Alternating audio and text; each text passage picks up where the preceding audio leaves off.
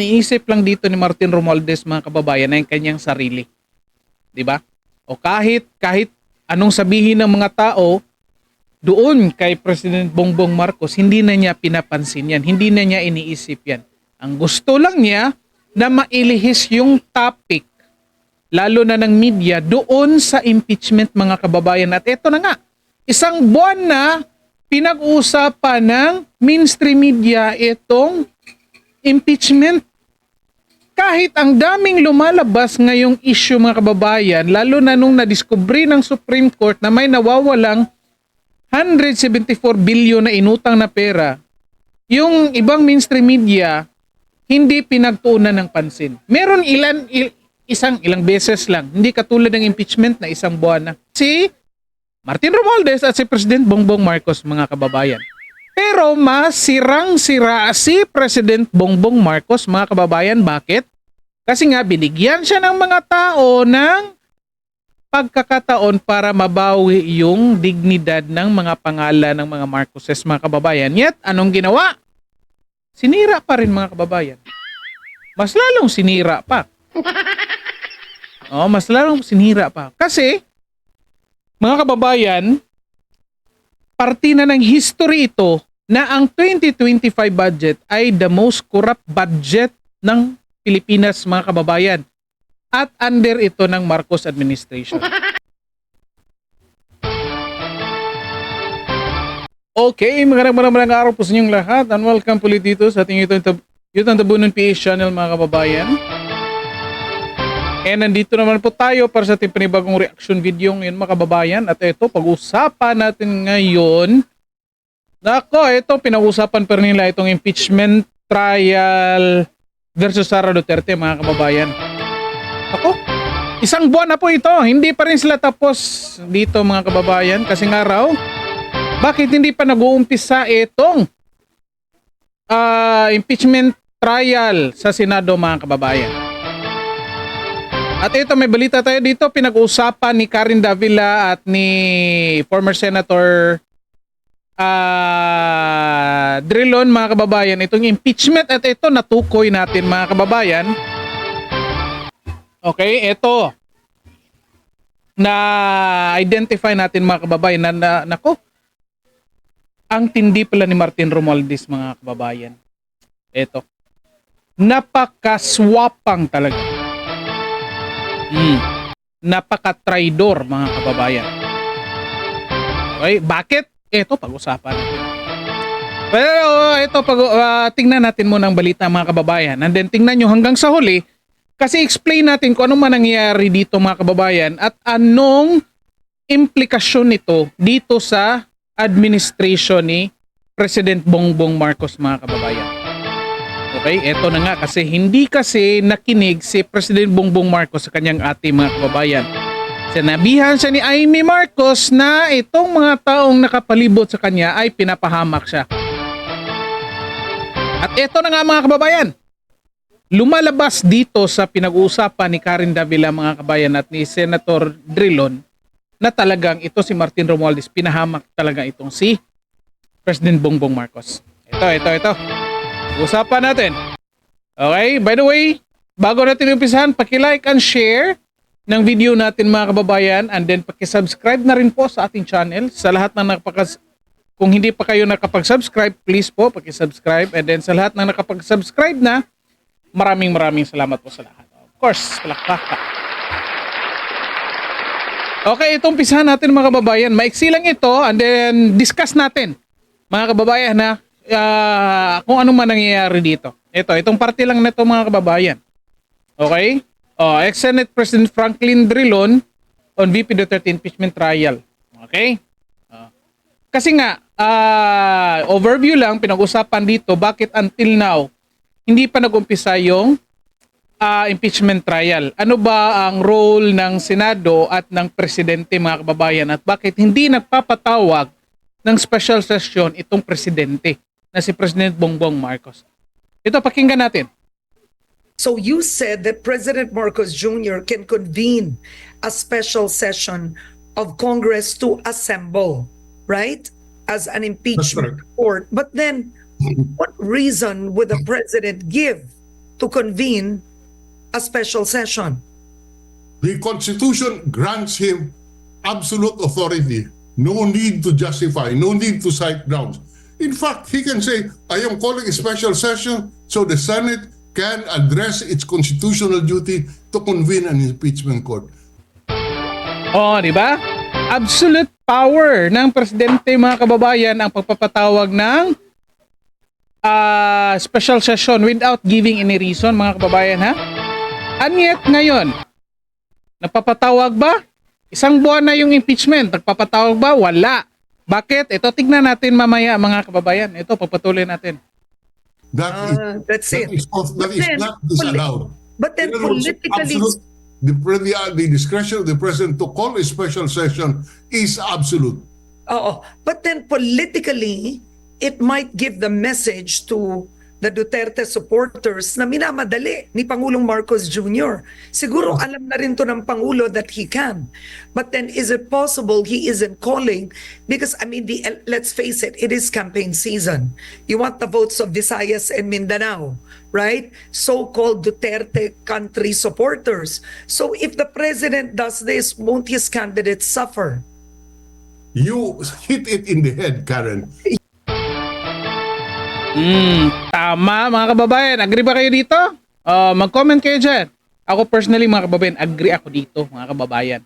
Pakinggan mo The natin. reason why there is no special session is because of the election. Karen, I went through 2 impeachment trials. The pressure of the senator judges to vote one way or the other is tremendous. Lalo na po pag panahon ng kampanya, especially in a campaign season, the pressure of the senator judges to vote one way or the other will be very prominent, and they will never be able to decide on the merits, or at least the allegation that they decide on the merits is doubtful. Let's face it. Let's call a spade a spade. If an impeachment trial is held today, do you think the Iglesia ni Cristo will just sit on the side Yes. and watch? Because Tama, mga kababayan. Kasi nga, nagrally yung Iglesia ni Cristo, mga kababayan, na ayaw nila ng impeachment. Hindi nga lang nila sinasabi na ayaw nilang ma-impeach si Sara, mga kababayan, kundi ayaw nila ng impeachment dahil hindi yan nakakatulong. Di ba? O, sige, dito na muna tayo, mga kababayan, para mapag-usapan natin ito, para maiksi lang yung video natin. Okay? O bakit ko nasabi, mga kababayan, na itong si Martin Romualdez ay talagang nilaglag at binenta si President Bongbong Marcos dito. Okay? Naku, masasabi ko talaga, mga kababayan, na swapang ito si Martin Romualdez, mga kababayan. Kasi hindi lang si President Bongbong Marcos nilaglag dito, mga kababayan, pati na ang mga kandidato ng administrasyon ngayon, mga kababayan. Okay, bakit? Ito yung mga nangyayari, ha. Okay? Kasi nga, klarong-klaro, mga kababayan, na itong Congress at si Martin Romualdez at ang buong Congress, mga kababayan, wala talagang planong i-impeach itong si Sara Duterte. Kasi nga, ito yung gusto ni President Bongbong Marcos. Pero, mga kababayan, nadiskubre ng mga tao na merong issue doon sa 2025 budget. Of course, alam natin lahat yan. So, anong nangyari? Anong resulta? Anong epekto doon? Nagiging focus itong si Martin Romualdez at ang buong Kongreso. Nagiging focus ng issue, mga kababayan. Simula ngayong 2025. At hindi yan, until na hindi pa yan tapos, mga kababayan. Kasi nga, kababalita lang, kahapon na yung pera ng PhilHealth ipapabalik, mga kababayan. At meron na rin mga kongresistang pinapatawag ng Supreme Court kasi nga dito sa bicameral committee meeting for 2025 budget, mga kababayan. Okay? So, naging sentro sila dyan. So, anong ibig sabihin? Bulgar yung mga katarantaduhan na ginagawa nila dyan sa Kongreso. Karamihan hindi man naniniwala kay Sara Duterte dati na nagpalabas siya ng video na sinabi niya na karamihang merong katarantaduhang nangyayari dyan sa pagpasa ng budget, yet ngayon ito lumalabas na ulit, mga kababayan. At nadiskubre ng karamihan at pinupuna ng ibang kongresista, lalo na itong dati lang kakampi ng mga makabayan black, mga kababayan. Kaya anong ginawa ng Kongreso, mga kababayan, para ilihis tayo dito sa usapin ng Bicameral Committee meeting issue, mga kababayan, naglabas ng impeachment case laban kay Sara Duterte, mga kababayan. Na meron din namang issue sa proseso, mga kababayan. Kaya under pa rin ang petisyon doon mayroon pa rin ng petisyon doon sa Supreme Court, mga kababayan. So, ibig sabihin, pinapalabas dito, mga kababayan, na, number one, umaabuso itong si Martin Romualdez sa kanyang kapangyarihan para mailihis yung issue sa 2025 budget, mga kababayan. Kaya kahit nagmukhang unconstitutional yung impeachment case laban kay Sara Duterte, nagkaroon ng grave abuse of authority or power, mga kababayan, ginawa pa rin nila para hindi na mapag-usapan itong Bicameral Committee issue sa 2025 budget, mga kababayan. Tingnan nyo, grabe, di ba? Grabe ito si Martin Romualdez. Kayo na mag-comment yan, mga kababayan. Okay? So kaya nga, nagkaroon ng issue last day, and then, ilang oras lang impeach ka agad. Doon sa fourth impeachment, ha? Hindi pinansin yung unang 3 impeachment na final. Yung pang-apat yung in-entertain nila. Yun, issue na yun, mga kababayan. And then, kahit ito, resulta pa rin ito doon sa Bicameral Committee issue, mga kababayan. Kahit ayaw ni President Bongbong Marcos ng impeachment, pumirma pa rin sila, mga kababayan. So basically, sumalungat itong si Martin Romualdez doon sa gusto ng presidente. Mga kababayan, kahit kalyado na niya. Bakit? Kasi nga, nasa sentro na sila ng media, mga kababayan, itong si Martin Romualdez. Diba? So, hindi na doon sa Administrasyong Marcos ang issue sa 2025.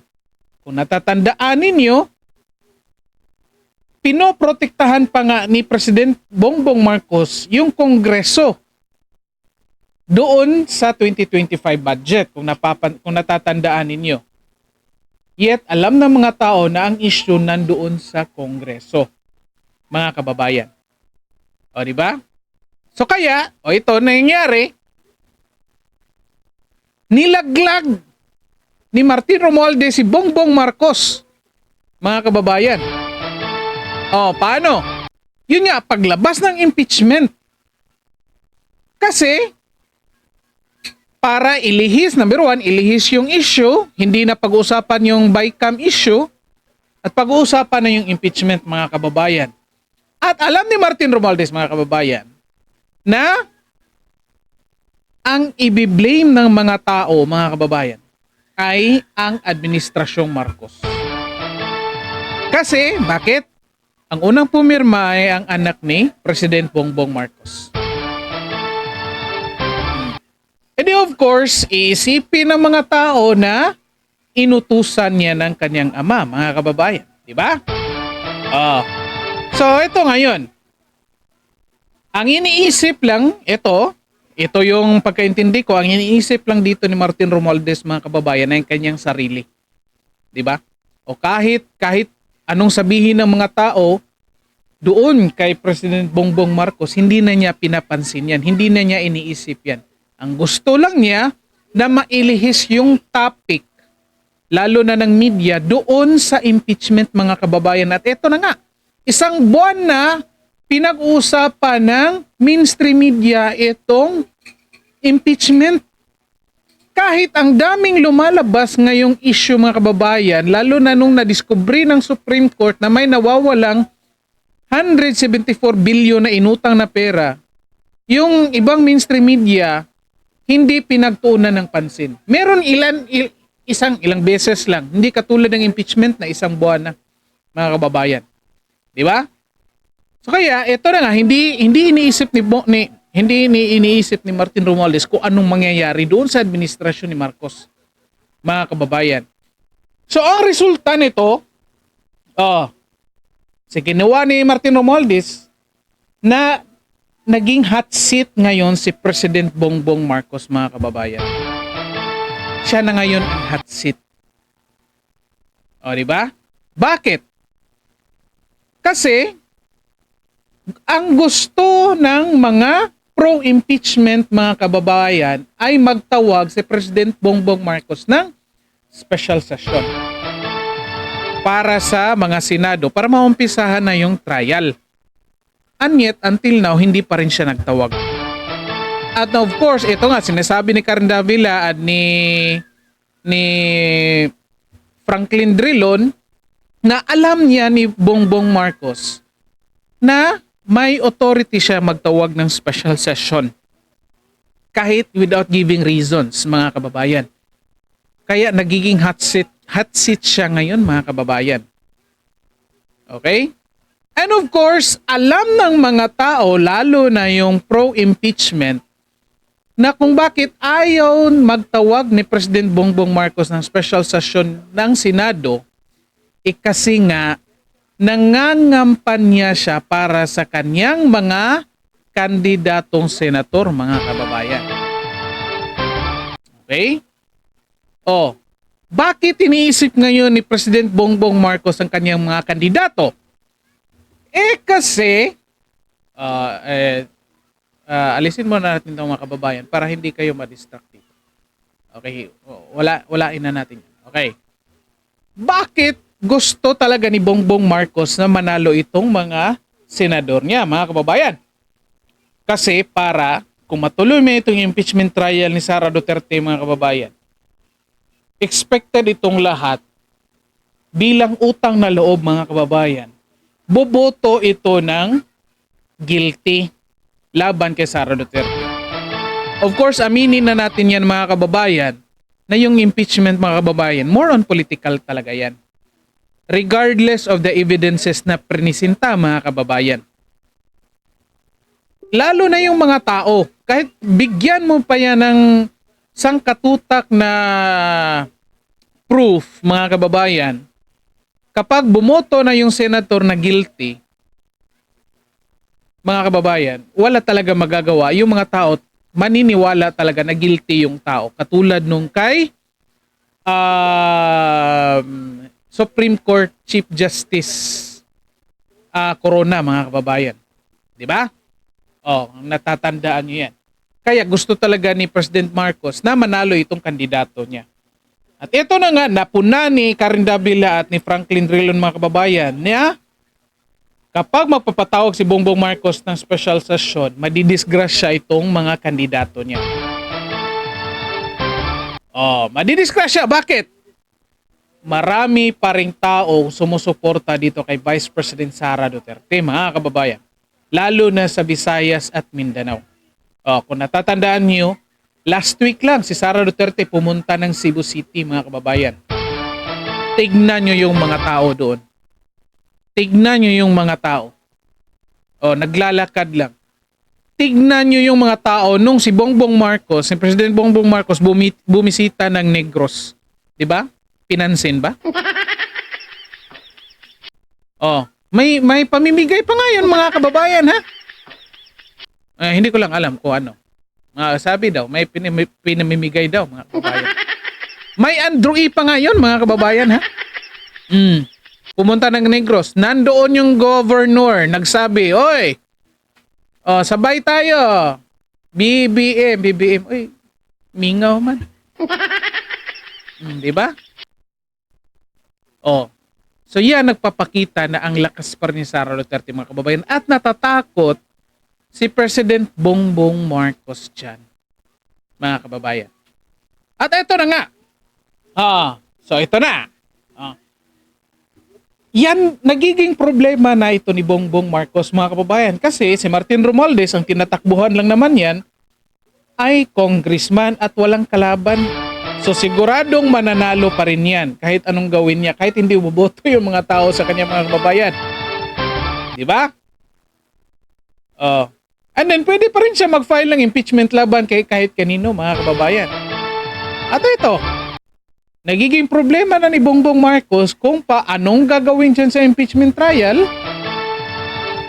Anong gagawin niya para manalo yung mga kandidato niya para talaga ma-impeach si Sara Duterte kapag natuloy itong impeachment trial. Diba?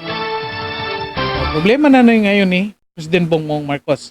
At the same time, mga kababayan, problema pa rin ni Bongbong Marcos, mga kababayan, na hinahabol na siya ng mga tao at pinupuna na siya ng mga tao, lalo na mga supporters ni Sara Duterte, mga kababayan. Oh, nasaan ngayon si Martin Romualdez? Ando, nakabakasyon lang, mga kababayan. O, di ba? Nakabakasyon. Nagtatago. Hindi nga ma-interview, mga kababayan. Hindi nga naglalabas ng mga statements. Ngayon, may mga kongresistang pinapatawag sa Supreme Court. Nasaan si Martin Romualdez? Wala. Pinapasagot ang Supreme Court doon sa mga petisyon, mga Pinapasagot ang Congress doon sa mga petisyon sa Supreme Court. Nasaan si Martin Romualdez? Wala. Sinong sumasagot? Si Solicitor General. Nako, kung ako yung Solicitor General, mga kababayan, nako, magre-resign ako. Ang hirap depensahan ng Congress, mga kababayan. At ito na nga, mga kababayan, nagkabulgara na. Oh, ito, pangatlong ano natin. Nagkabulgara na. Sino nasisira ngayon? Itong dalawa. Sinong dalawa? Si Martin Romualdez at si President Bongbong Marcos, mga kababayan. Pero mas sirang-sira si President Bongbong Marcos, mga kababayan. Bakit? Kasi nga binigyan siya ng mga tao ng pagkakataon para mabawi yung dignidad ng mga pangalan ng mga Marcoses, mga kababayan. Yet, anong ginawa? Sinira pa rin, mga kababayan. Mas lalong sinira pa. Mas lalong sinira pa. Kasi, mga kababayan, parte na ng history ito na ang 2025 budget ay the most corrupt budget ng Pilipinas, mga kababayan. At under ito ng Marcos administration. Ito lang ang budget, mga kababayan, na kung saan ang daming nagpetisyon sa Supreme Court. Di ba? Kaninong administrasyon ito? Kay Marcos, mga kababayan. Under ito ng administrasyong Marcos. Biniblame ba ng mga tao si Martin Romualdez? Iilan lang. Ba't karamihan under Marcos administration? Sa history, mga kababayan, si Martin Romualdez ba ang tatanungin or pag-uusapan ng mga tao? Of course, hindi. Si Marcos, mga kababayan. Ang administrasyong Marcos, mga kababayan. Sa mga paaralan in the future, mga kababayan, kapag pag-uusapan ng 2025, sino ang pag-uusapan, mga kababayan, na nagkaroon ng the most corrupt budget? Martin Romualdez ba? Hindi. Of course, si President Bongbong Marcos, mga kababayan. So kaya, naku, laglag dito ang tindi ni Martin Romualdez, mga kababayan. Ako, dito lumalabas ang talino ni Martin Romualdez, mga kababayan, kapag mga ganito mga kabulastugan. Ang talino ni Martin Romualdez dito, mga kababayan. Ako, hindi ko talaga maano yung ano niya. Anyway, eto, na ang resulta din ito, mga kababayan, nakikita na rin unti-unti ng mga tao na itong impeachment laban kay Sara Duterte, mga kababayan, isa lang talagang itong panakipbutas doon sa kanilang mga ginagawang kabulastugan, mga kababayan. Kaya ngayon, mga kababayan, ang mga tao hindi na interesado doon sa impeachment. Tingnan nyo yung mga balita ngayon, mga kababayan. Kapag pinag-uusapan yung impeachment, karamihan sila sa kanila hindi na nanonood, mga kababayan. Teka lang ha. Hindi na nanonood. Bakit?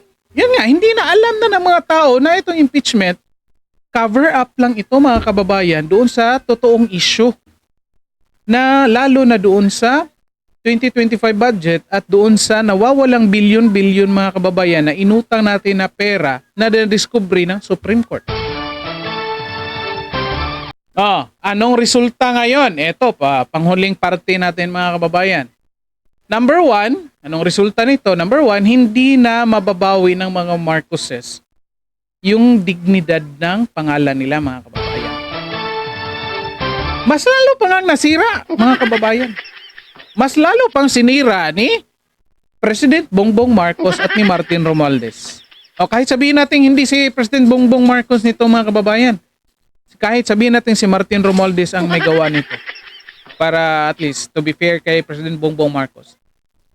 Pero the fact na hindi siya nakinig dito kay Senator Amy Marcos mga kababayan, decision na rin niya yan.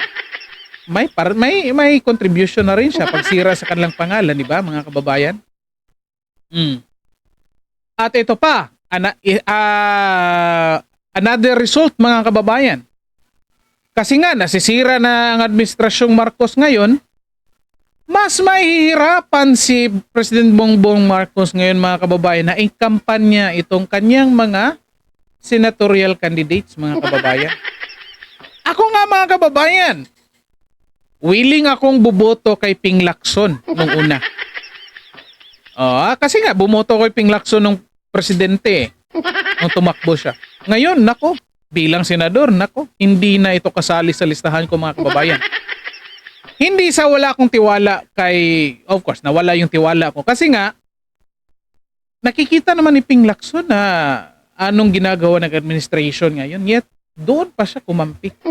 Mas okay na lang sana naging independent na lang siya mga kababayan. Kasi hindi maalis sa isipan ko mga kababayan na magkakaroon ito ng utang na loob si Ping Lacson at eventually kapag magiging senator judge ito, babayad ito sa pamamagitan ng pagboto ng guilty kay Sara Duterte mga kababayan. Okay? Yun nga, mahirapan si President Bongbong Marcos na i-campaign yung kanyang mga senatorial candidates kasi ang iisipin ng mga tao katulad ko, nga ito in-explain ko, isipin ng ibang tao at karamihang tao mga kababayan na pinipilit na ipanalo ito ni President Bongbong Marcos mga kababayan, kanyang mga kandidato para i-impeach si Sara Duterte at the same time protektahan yung pagka-presidente niya. Kasi posible yan mga kababayan kapag na-impeachment or hindi si Sara Duterte mga kababayan, ang isusunod niyan ay si President Bongbong Marcos mga kababayan. Lalo na kapag hindi ma-impeach si Sara Duterte mga kababayan, di ba? Kasi sabi na nga ni Sara, may 5 alam siya na ginawa na ni President Bongbong Marcos na impeachable offense. At ito pa, nako. Dapat talagang i-impeach ni si Vice President Sara Duterte dito mga kababayan. Kasi, nako mga kababayan, kapag hindi, posible mga kababayan na si President Bongbong Marcos ang ipa-impeach ng mga tao by 2026 mga kababayan. Most likely, natutunan ng mga tao ngayon, lalo ng mga kongresista, na nung itong ginawang proseso nila dito kay Vice President Sara Duterte mga kababayan, ay may malaking issue. Kapag i-impeach nila dito si President Bongbong Marcos, may iiwasan na nila ito. Gagawin nila yung tamang proseso para siguradong darating doon sa impeachment trial talaga mga kababayan. At mas delikado pa nito kapag hindi talaga maipanalo ni President Bongbong Marcos kanyang mga senator candidates mga kababayan ako. At papasok itong mga kandidato ni Pangulong Rodrigo Duterte mga kababayan or ang kandidato ng mga liberal or ng mga makakaliwa mga kababayan ako talaga. Dati pa yung galit kay sa mga Marcoses, yung mga makakaliwa mga kababayan.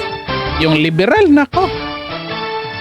Oh, dati pa yung galit. Kaya talagang trap dito si President Bongbong Marcos, mga kababayan. Kaya kung napansin ninyo, bumabanat na dito si President Bongbong Marcos kasi gusto niya talagang ipapanalo itong mga senator niya kahit anong gawin niya, mga kababayan.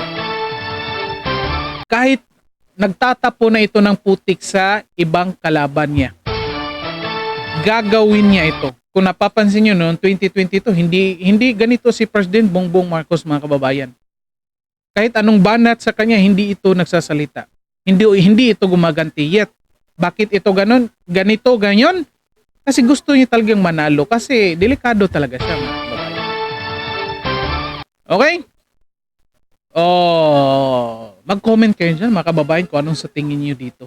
At ito na nga, napuntirya na natin itong malaking katarantaduhan na ginagawa ni Congressman Martin Romualdez, mga kababayan, na kung saan ang resulta, itong si President Bongbong Marcos ngayon ang nagsasuffer. At to be fair, mga kababayan, kay President Bongbong Marcos, ako personally, ayaw ko si Bongbong Marcos. Hindi ko nga siya binoto ng President last 2022, mga kababayan. Ping Lacson nga yung binoto ko. Oh, again, to be fair lang. Ang hirap nito ay kapag itong dalawa ang nagplano nito, mga kababayan. Di ba? Lalong patay si President, lalong patay yung political career ni President Bongbong Marcos, mga kababayan. Oh, kung talagang kasali siya sa plano nito. Ito, ina-assume natin na hindi niya alam ito, ha? Ina-assume natin na hindi kasali sa plano si President Bongbong Marcos nito. Plano lang ito ni Martin Romualdez lahat. Yan yung assumption natin dito, ha? Okay? Yan yung assumption natin dito. Okay? So, ano pa? Comment kayo dyan kung ano sa tingin nyo dito, mga kababayan. Ito na nga. Ito yung mga nakikita natin. Dito sa pinag-usapan ni Karen Davila at ni Franklin Drilon, mga kababayan. At nako,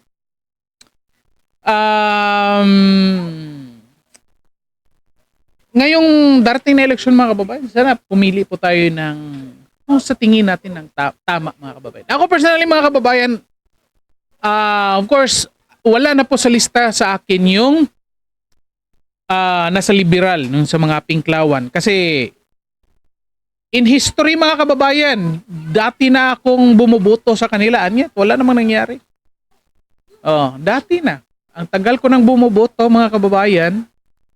Binoboto ko na yan dati. Makino, Marojas, Franklin Drilon, kahit si Trillanes na, binoboto ko dati, mga kababayan. Si Kiko Pangilinan, anyat, wala namang nangyayari. Nagiging worst pa, mga kababayan. Kaya ngayon, hindi na yan makakukuha ng boto sa akin, mga kababayan. Okay? Ngayon, as of now, tinitingnan ko pa itong PDP laban, mga kababayan. Kasi lahat abogado. Except kay Philip Salvador, mga kababayan, at kay Apollo Kibuloy, mga kababayan. Hindi ko man lang muna ipopromote. Yet, ngayon, tinitignan ko lang muna. Baka in the coming days, mga kababayan, baka kapag napag-desisyon na tayo, ipopromote na natin. Okay? Okay, so mag-comment kayo dyan kung ano sa tingin nyo dito, mga kababayan. And then, tingnan nyo kung anong mga nangyayari pa rin dito. That is, may connection dito sa pinag-usapan natin. Okay?